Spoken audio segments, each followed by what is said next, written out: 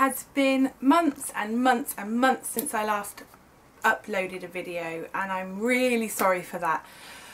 But life has been somewhat chaotic in the last 6 months, and I will fill you in, and hopefully you will understand why YouTube had to take a bit of a back seat for a while. So after my ostomy surgery that I had back in November, right at the very end of November, I was able to start eating again, which was seen as kind of nothing short of a miracle and was fantastic. I had a period of time where everything was going really well and my health was really looking up. I still knew that I had to have the major surgery sometime this year to remove my entire colon, but I very firmly put that at the back of my mind.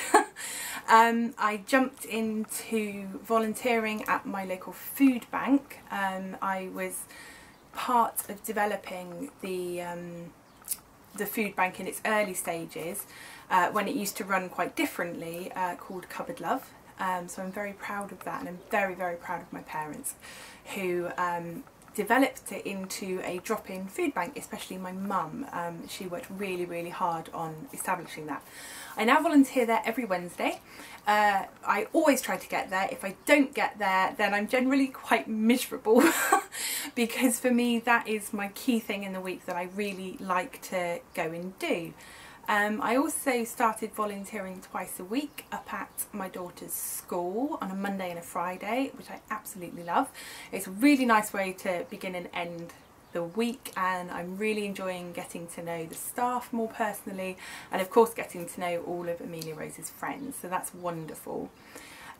Tony also volunteers on a Thursday afternoon. We have had a huge transition in our marriage as Tony was unable to return to work following my surgery, and he is now my full-time registered carer. So that's been a huge transition for us, which we have managed really well, but there's a lot of swallowing pride for myself as I've learnt to accept his help more and listen to him, because sometimes he is perhaps more in tune with my health than I am. I will try to plough on regardless and have no idea of the implications that that might have for the next day. So he's a very calm voice who will say to me, no, you know, you need to take it easy now. In the last few months leading up to now, this is really hard for me because, as you all know, I am very, very positive and cheery, and I really pride myself on those personality traits.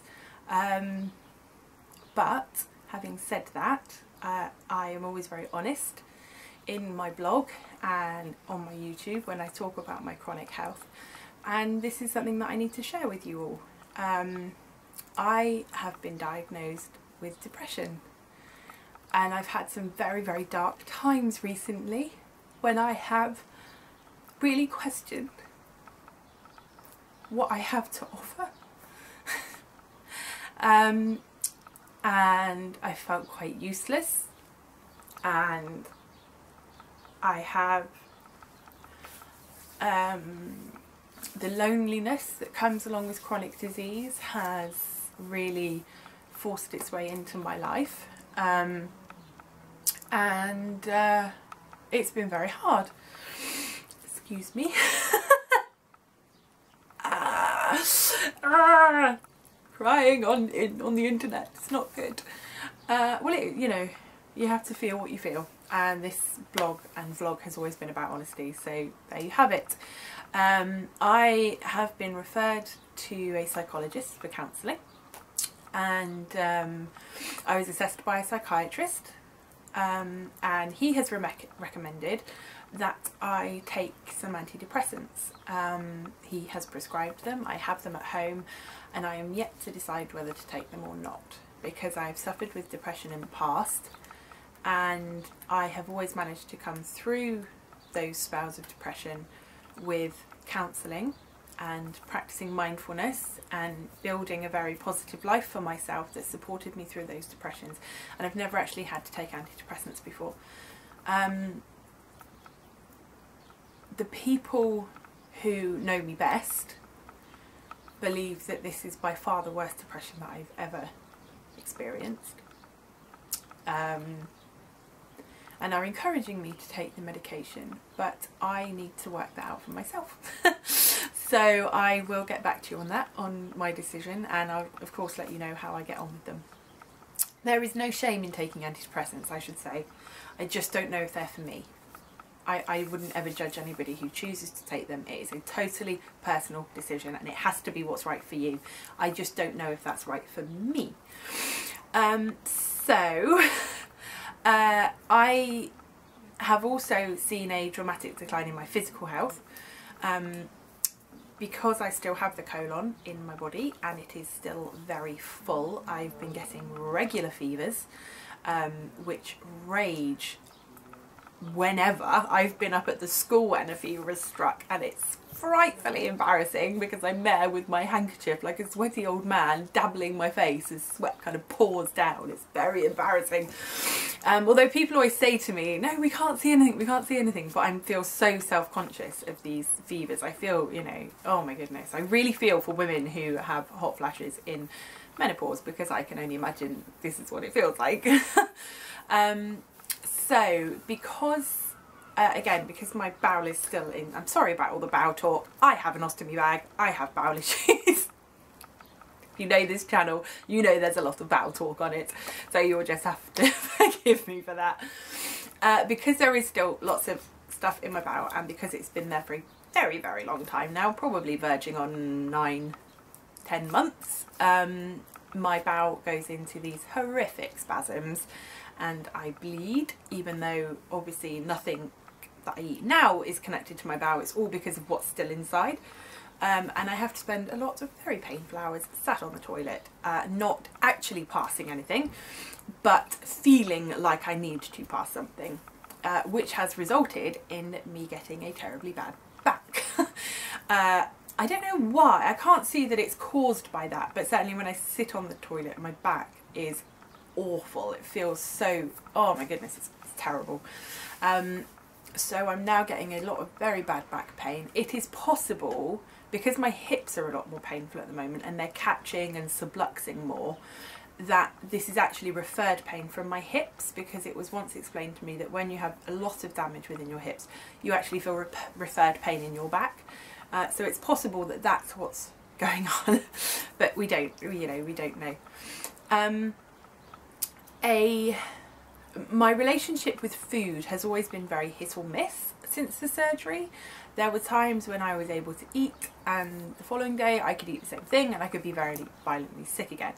I put weight on, I put over a stone on, which is fine. It was, you know, I had 18 months where I couldn't eat anything and I got just under 10 stone, and I'm 5'11", so you know, obviously 10 stone would be a great height for someone that was say 5'4", 5'6", but I'm 5'11", so I was starting to look very unwell and all kind of sunken in and everything.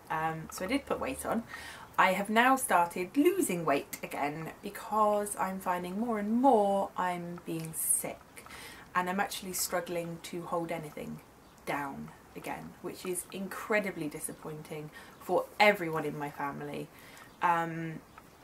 Amelia Rose is that bit older this time than when we went through it last time, and she is very aware of what's happening this time, and she's made a lot of connections this time.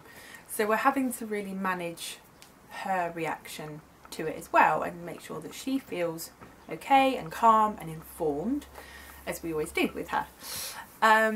Tony's doing very well. He is coping beautifully with being my carer and being a stay-at-home husband and a house dad and everything. He has just given me so much love and so much support. It has been incredible. So he's doing really well.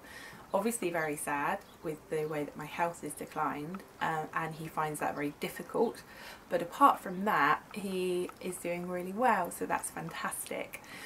Amelia Rose is really thriving at the moment. She is the most beautiful, wonderful girl in terms of personality as well as, you know, physique, but her personality is just one that is so loving and caring, and she's concerned for the planet and for all the people in the planet, and she's really interested in like globalization. She really wants to know what life is like in other countries and learn of the struggles that face particularly girls in other countries. So that's really amazing to have this kind of really turned on 6-year-old. She still very much wishes that I wasn't well, and we have a lot of wasn't unwell. She wants me to be well, she doesn't want me to be unwell. She very much wishes that I was well, and she talks openly about that, which is fantastic that she feels able to talk to us openly about that. Very, very difficult to be the mother on the end of that conversation, but it is just so important that she feels like she can talk to us, and there's a family support worker at school also that she's able to talk to, which is really, really good news. That's kind of it for now, really. I hope you can understand why we haven't been able to produce videos recently. Sorry, I just kicked the camera. However, I'm going to try really, really hard to start connecting with you all again, because I do really miss you all, and you know, you guys are also always so amazing, and I love hearing from you, and I love hearing all of your news. So I'm going to try really hard to stay connected with you all and to build this channel into everything that it can be. So please do come back to watch other videos very, very soon. I'm going to be particularly covering my ostomy journey so far, and of course my ostomy surgery. I still haven't made that video yet, but I became very, very unwell immediately after my surgery. I had a horrendous infection and it became quite traumatic, and one of the reasons that the psychiatrist thinks that I've been hit by this depression now is because I really didn't deal with the trauma surrounding my operation. So that video will come, I promise, but it's going to have to come when I'm ready to talk about it with you guys, because I don't want to sit here and cry and fall apart and then have some other person who's facing an ostomy surgery to think that that's like a routine ostomy surgery. That would be so unfair. It'd be like scaremongering.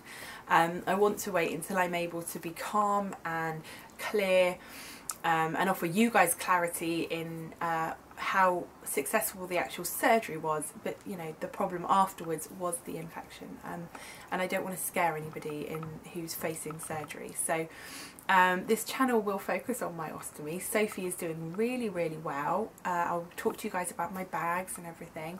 I also want this channel to very much be about inspiring other people who have chronic pain. Thank you so much for washing. Thank you so much for washing. That's very kind of you.